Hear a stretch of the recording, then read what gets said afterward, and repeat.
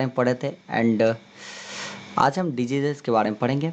We need to have a balance diet. जैसे हम पढ़ रहे थे क्या कि we need to have a balance diet, लेकिन उसके साथ साथ रेगुलर एक्सरसाइज करना भी हमारे लिए जरूरी है। In the same way mineral and vitamin are the nutrients that keep us healthy. ताओ minerals and vitamins are taken in a small quantity, but in their absence we have deficiency and fall sick and thus। अगर mineral और quantities हमें small quantity में चाहिए, लेकिन फिर भी उनकी एब्सेंस में अगर उनकी कमी हो जाए हमारे शरीर में, ठीक है, तो हम सिक हो जाते हैं, बीमार पड़ जाते हैं। The disease cause are called the deficiency disease, ठीक है ना। और फिर हमें जो होता है वो डिफिशियंसी डिजीज होता है। Diseases are two types. Disease दो तरह के होते हैं, एक नॉन कम्युनिकेबल डिजीज और एक कम्युनिकेबल डिजीज। कम्युनिकेबल डिजीज का मतलब क्या होता है कि एक से दूसरे में स्प्रेड कर जाए, ठीक है।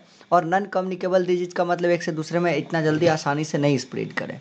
जैसे computer virus are not microbes but they behave like then. Computer virus microbes नहीं होते, लेकिन उस तरीके के बिहेव करते हैं।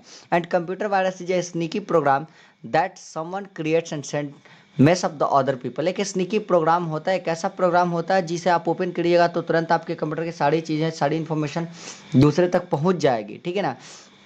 चीट करने के लिए बनाया जाता है कंप्यूटर, ये चीज़ कंप्यूटर वायरस बनाया जाता है, वो चीट करने के लिए बनाया जाता है, ठीक है ना।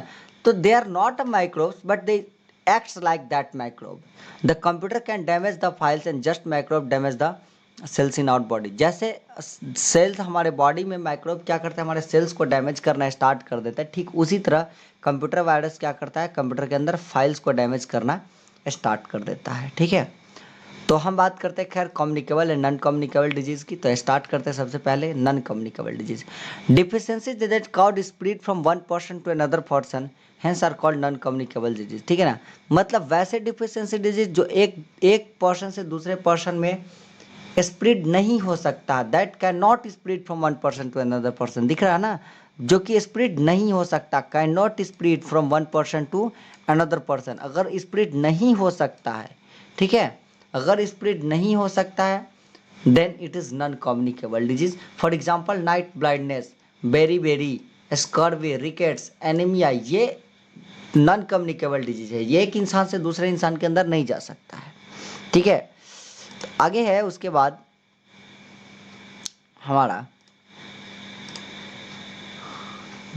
विटामिन एंड मिनरल्स एंड उसके डिफिशियंसी डिजीज, ठीक है। यहाँ पे दिया गया है कुछ लैक ऑफ विटामिन, यानी कि ये विटामिन का कमी होगा तो कौन सा डिजीज आपको होगा। चलिए इस चीज़ को भी समझ लेते हैं। कह रहे हैं यहाँ पे lack of vitamin and mineral. अगर आयरन का कमी होगा तो आपको क्या होगा, एनीमिया होगा and the person get very tired easily. Anaemia होगा तो पर्सन बहुत जल्दी थक जाता है। और अगर आयरन खाना है, अगर आयरन चाहिए आपके शरीर में तो एप्पल, बनाना, गुआवा खाइए, इनसे आपको आयरन मिल जाएगा। दूसरा कह रहा है आयोडीन। आयोडीन चाहिए ग्वाइटर, जिसमें नेक्स्ट गेट स्वेलन, बताए थे ना कि ग्वाइटर हो जाता है जिसमें गर्दन बिल्कुल फूल जाता है। इसके लिए सिर्फ और सिर्फ चुटकी भर नमक चाहिए, that is the iodise salt या सी फूड खाइए, इससे काम हो जाता है हमारा। तीसरा है कैल्शियम। कैल्शियम बोन्स को वीक, मतलब ये क्या करता है, इसके डिफिशियंसी होने की वजह से जो बोन होता है हमारा बहुत वीक हो जाता है एंड टूथ दिखे होना स्टार्ट हो जाते हैं। इसको आप फुलफिल करने के लिए एग खा सकते हैं, मिल्क खा सकते हैं, डेयरी प्रोडक्ट्स खा सकते हैं। लास्ट वन है फिर आगे है यहाँ पे फॉस्फोरस। फॉस्फोरस में कह रहा है bone weak and brittle. Bone weak हो जाते हैं और ब्रिटल हो जाते हैं, और इसको आप कंप्लीट करने के लिए milk, green vegetables and cereals आप खा सकते हैं, ठीक है। उसके बाद है आपका विटामिन ए, जिससे होता है नाइट ब्लाइंडनेस, ठीक है ना। विटामिन ए की कमी से नाइट ब्लाइंडनेस होता है, और उसको फुलफिल करने के लिए आप कैरेट, मैंगो, बटर, एग, यॉल कुछ भी खा सकते हैं, ठीक है ना। ये सारा चीज़। विटामिन बी जो कि बेरी से होता है, ठीक है ना। तो इसमें हम लोगों को बेरी को से बचने के लिए, मतलब बेरी होता है उसकी कमी से, विटामिन बी की कमी से, ठीक है ना। तो उससे बचना है तो हमें बीन्स, मीट्स और एग्स खाने होंगे। विटामिन सी की कमी से स्कर्वी होता है, और उसके लिए हमें चाहिए क्या, ऑरेंज, टोमेटो, लेमन और आंवला वगैरह, विटामिन सी जिसमें है, ठीक है ना। ये सारा चीज़ हम लोग खाएंगे। विटामिन डी में रिकेट्स होता है विटामिन डी के कमी से, और ये आप विटामिन डी आप धूप से भी ले सकते हो, फिश, एग, मिल्क, बटर, इन चीज़ों से भी ले सकते हो। विटामिन ई की बात करें तो अर्ली एजिंग हो जाता है सेल आपके, मतलब होता है ना कि जो बॉडी का पार्ट्स होता है, बॉडी का सेल, वो थोड़ा सा सारे सिकुड़ना स्टार्ट कर देते हैं। और इसमें क्या होता है, मिल्क और एग आप खाएंगे तो ये सारा चीज़ फुलफिल होगा। विटामिन के की अगर बात करें तो delayed clotting of blood. Vitamin के की वजह से क्या होता है, ब्लड क्लॉटिंग नहीं हो पाता है, ठीक है। तो इसलिए विटामिन के भी हमारे लिए ज़रूरी है, और वो कहाँ से मिलेगा, तो फिश, लिवर, ऑयल, मिल्क या एग से मिलेगा, ओके। अब हम बात करते हैं कम्युनिकेबल डिजीज की। तो some diseases that can pass from one person to another person, वैसे डिजीज जो एक पर्सन दूसरे पर्सन में पास कर जाते हैं, that is called the communicable disease, उसे हम लोग कम्युनिकेबल डिजीज बोलते हैं। एग्जाम्पल में क्या होता है, typhoid, malaria, cholera and even the common cold, और यहाँ तक कि कॉमन कोल्ड, और इवन हम कहें तो और थोड़ा अपडेट करें तो even corona virus is also communicable disease. They are spread by bacteria, protozoa, virus या फंगी, ठीक है ना, बैक्टीरिया, प्रोटोजोआ या वायरस या फंगी, किसी भी चीज से स्प्रेड हो सकते हैं। The germs enter the body of a person through the nose या माउथ, किसी भी पर्सन के बॉडी से इंटर कर सकता है, क्या चीज के थ्रू इंटर, यहाँ पे देखिए साफ साफ लिख रहा है, नोज या माउथ के through, through food, air and water and also with direct contact with sick person, sick person के डायरेक्ट कॉन्टैक्ट में जाएंगे तो भी हो सकता है। अब नोज या माउथ के थ्रू हो सकता है, इसीलिए आपको गवर्नमेंट बार बार आदेश दे रही है कि आप अपने नाक करके रखें, आप ढक करके रखें, आप N95 मास्क लगा करके रखें, ठीक है ना। तो मास्क आप लगा लेंगे तो ये चीज जो होता है ना, स्प्रेडिंग बंद हो जाता है, ठीक है। तो आगे है, हम देखते हैं आगे। आगे है सम कम्युनिकेबल डिजीज और देयर जर्म्स, कुछ कम्युनिकेबल डिजीज और उसके जर्म्स की बात किया जा रहा है, ठीक है। तो यहाँ पे बात किया जा रहा है डिजीज का। तो डिजीज मलेरिया या फिर डिसेंट्री डिजीज जिसको बोलते हैं, तो मलेरिया या डिसेंट्री किसके वजह से होता है, तो प्रोटोजोआ की वजह से होता है। बैक्टीरिया की वजह से क्या होता है, pneumonia, typhoid, tuberculosis, cholera and the diarrhoea. फिर उसके बाद हम बात करते हैं वायरसेस की। तो वायरसेस से होता है आपके common cold, flu, chicken pox, measles, और यहाँ पे एक और ऐड कर लो, कोरोना वायरस, ठीक है ना। फंगी से अगर बात करें तो फंगी से आपके infection of skin, eyes and hair problems rise होते हैं यहाँ पे, ठीक है। अब देखो बताते हैं spread of communicable disease. Communicable disease spread कैसे करते हैं, आप तो अभी तो देख रहे हो कम्युनिकेबल डिजीज कैसे स्प्रेड करता है। Some germs spread through direct contact with the cause like the common cold, chicken pox, measles, whooping cough, ठीक है ना।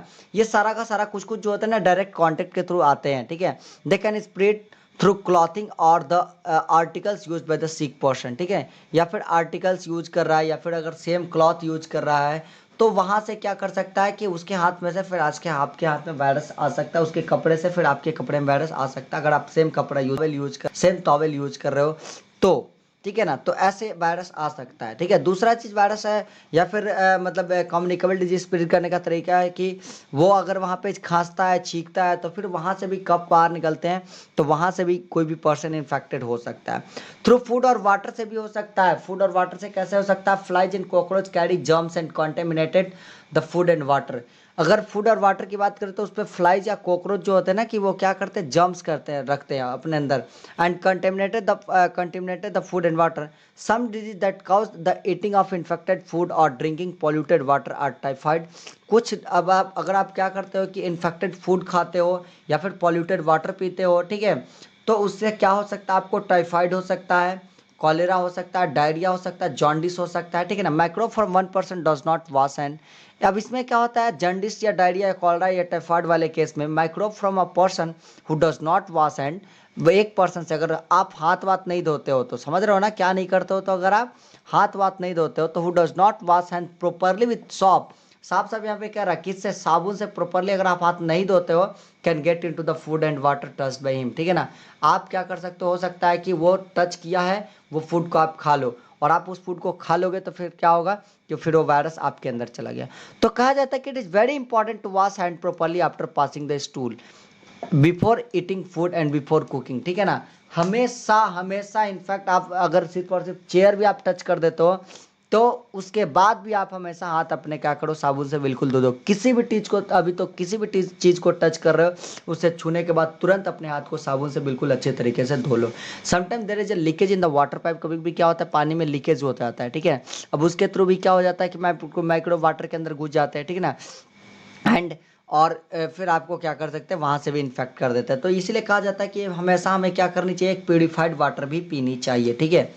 तो फिल्टर भी हमारे लिए उतना ही जरूरी है अभी हमारे घर में। अब कह रहा है थ्रू एयर, एयर के थ्रू भी इस डिजीज स्प्रेड कर जाते हैं।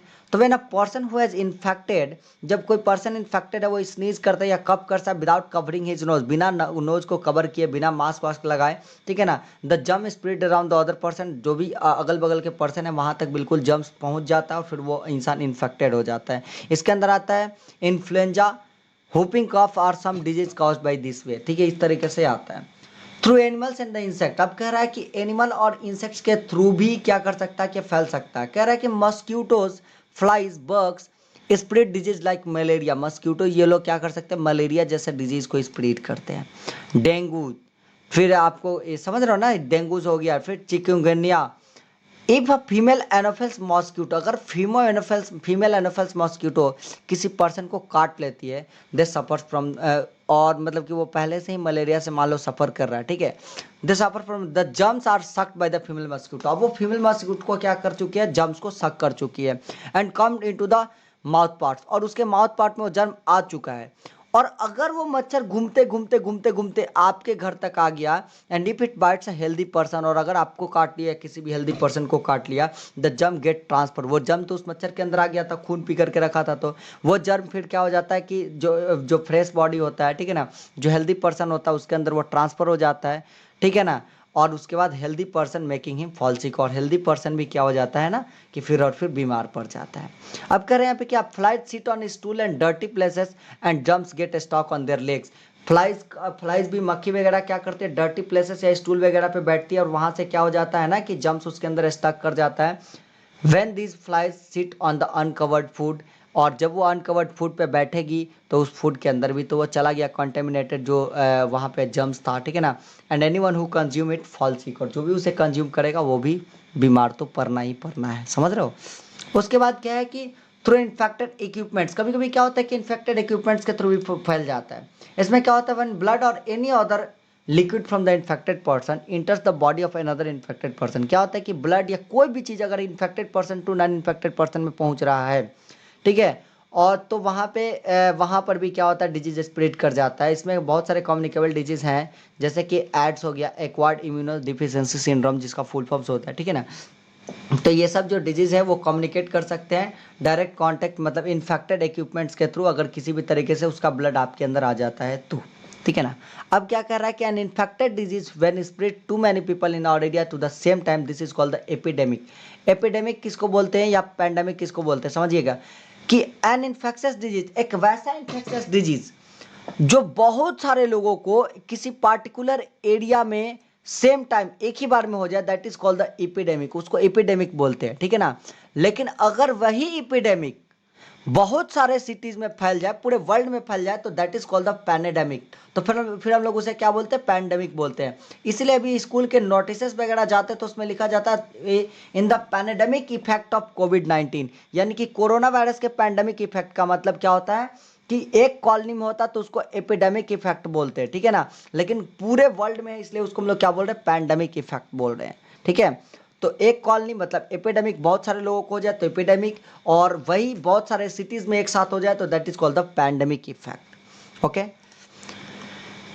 नेक्स्ट है हमारा prevention from communicable disease. Communicable disease से प्रिवेंशन कैसे कर सकते हैं, there is saying prevention is better than cure. एक कहावत है, prevention is better than cure, याद रखिएगा हमेशा, prevention is better than cure. अगर आपको कोरोना हो जाता है तो कोरोना से ज़्यादा बेटर है कि आप कोरोना से बच करके रहिए।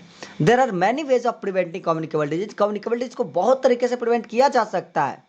And there should be a proper ventilation in the houses so that the house get sanitised with the sunlight. सबसे पहला चीज़ तो ये कह रहा है कि घर में प्रॉपर वेंटिलेशन होना चाहिए, ताकि जो आपका घर है ना वो घर सनलाइट से सैनिटाइज हो, सैनिटाइजर से नहीं, किससे सैनिटाइज हो, किसका बात किया जा रहा, सनलाइट से सैनिटाइज हो, क्योंकि सनलाइट जब आपके घर में पहुंचता है ना, डायरेक्ट सनलाइट में आपके आधे वायरसेस खत्म हो जाते हैं आपके घर के अंदर, समझ रहे हो।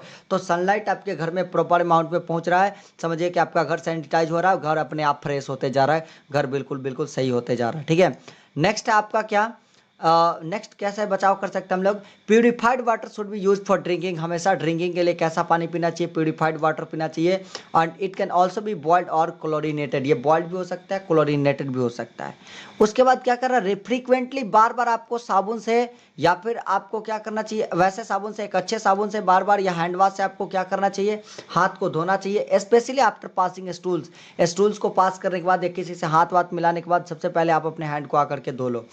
Fruit and vegetables should be washed properly before consuming, consume करने से पहले कोई भी फ्रूट्स या वेजिटेबल्स है तो उसे बिल्कुल अच्छे तरीके से धो लेना चाहिए और तब उसे कंज्यूम करना चाहिए।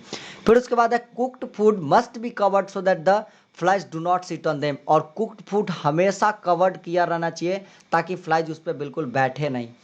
Water should not be stagnant anywhere around the house, it can lead to the breeding of mosquito. Water कहीं भी घर में नहीं लगना चाहिए, इससे क्या हो सकता है, वहाँ से मॉस्क्यूटो ब्रीड हो सकते हैं, मॉस्क्यूटो वहाँ से जन्म लेते हैं। ड्रेन मस्ट कीप कवर, अगर कोई भी ड्रेन है कहीं भी है तो उसे बिल्कुल बिल्कुल कवर करके रखना है, ठीक है। Last one is vaccination. तो वैक्सीनेशन क्या होता है, ठीक है, जैसे देखिए the body builds up an immunity against the certain disease. Body क्या करता है कि किसी भी सर्टेन डिजीज के अगेंस्ट इम्यूनिटी क्रिएट करता है, ठीक है। तो व्हेन वी गेट वैक्सीनेटेड, एक मिनट, यहाँ पे क्या कर रहा है कि body when its immunity against certain disease when its gets vaccinated, जब हम किसी भी डिजीज का वैक्सीन लेते हैं ना, तो वैक्सीनेशन जब हमें कर दिया जाता है तो हमारा जो शरीर होता है ना, तो उसके अगेंस्ट में इम्यूनिटी क्रिएट कर लेता है। तो जब भी वैसा कोई डिजीज भविष्य में मिलेगा तो इम्यूनिटी अपने आप वहाँ पे काम करेगा और आपके शरीर को उस चीज़ से बचा देगा, ठीक है ना। तो अभी किस किस चीज़ के लिए वैक्सीन अवेलेबल है, तो डाइफेथेरिया के है, और कॉलरा के है, टाइफाइड के है, और फिर आपके मीसल्स के हैं, मम्प्स के हैं, ETC, ऐसे बहुत सारे रोग हैं जिनके वैक्सीनेशन अवेलेबल हैं। और ऐसे अभी कुछ कुछ रोग के वैक्सीनेशन अवेलेबल नहीं भी है, इनफैक्ट अभी कोरोना के भी वैक्सीनेशन अवेलेबल नहीं है। तो वो जो डिजीज़ है वो धीरे धीरे बहुत ज़्यादा वर्ल्ड में फैल रही हैं, ठीक है। तो धीरे धीरे आपकी इन सारी की जब तक वैक्सीनेशन आती है तब तक तो आपको बिल्कुल सेफ रहना ही पड़ेगा। इसकी समरी पढ़ लीजिएगा, और समरी पढ़ने के बाद आप इसके क्या करेंगे, क्वेश्चन आंसर को कर लेंगे, ठीक है ना। और इसके जो वर्ड्स हैं, लास्ट में जो वर्ड्स देता है ना, उसे वर्ड्स तो जरूर याद कर लेना, ठीक है। तो मैं यही कहना चाहूँगा अंत में कि आप लोग बिल्कुल सेफ रहिए। अभी ऐसे कोरोना जैसी स्थिति में बिल्कुल घर में रहिए, घर से बाहर नहीं निकले, घर में डिजिटली पढ़िए। स्कूल आपके लिए इतना मेहनत कर रहा है, हम लोग आपके लिए इतना मेहनत कर रहे हैं, तो आप घर में डिजिटली बैठ करके पढ़िए आराम से। दोस्तों के साथ वीडियोज़ को शेयर कीजिए, स्कूल में वीडियो को शेयर कीजिए, और मन लगा करके बिल्कुल पढ़िए, और दिखा दीजिए दिखा दीजिए कि अभी कोरोना जैसी स्थिति, कोई भी स्थिति हो, हम स्टूडेंट्स को रोक नहीं सकता है, और हम एक अच्छा करके दिखाएंगे हर एक स्थिति में, चाहे हम घर में लॉक हो जाए या घर के अंदर हम या फिर हम क्लासरूम में रहें, एक बराबर है, सारा चीज़ एक बराबर है। एक पढ़ने वाले स्टूडेंट के लिए हर चीज़ एक बराबर होता है, उसके लिए कोई भी लॉकडाउन शॉकडाउन नाम की कोई चीज़ नहीं होती है, ठीक है। अगर हम इतनी मेहनत कर सकते हैं आपके लिए, हम आपके लिए डेली वीडियोज़ बना करके दे सकते हैं, तो आप हमारे लिए इतनी मेहनत क्यों नहीं कर सकते, आप क्यों नहीं पढ़ सकते हो, ठीक है। तो चलिए, thank you for watching this videos. सारी होमवर्क आप बना करके कंप्लीट करके आप हमसे व्हाट्सएप पे कांटेक्ट कर सकते हैं, कोई भी दिक्कत होगा तो। Thank you.